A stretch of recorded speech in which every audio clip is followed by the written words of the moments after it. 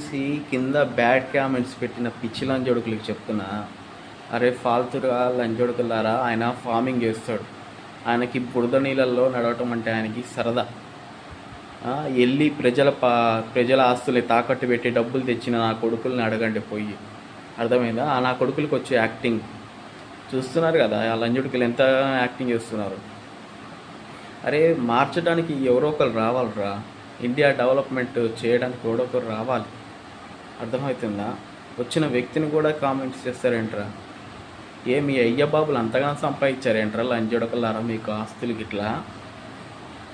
అందుకనే ఇట్లా మాట్లాడుతున్నారు లంజోడుకులారా. ఒక సొంతంగా కష్టపడండి, మీ గుద్దలు దమ్ముంటే సొంతంగా కష్టపడి అప్పుడు మీ కష్టం విలువేం తెలుస్తుంది. సమాజాన్ని చూడండి, బయటకు వచ్చి ఇరుకుకు మాటలు మాట్లాడదు.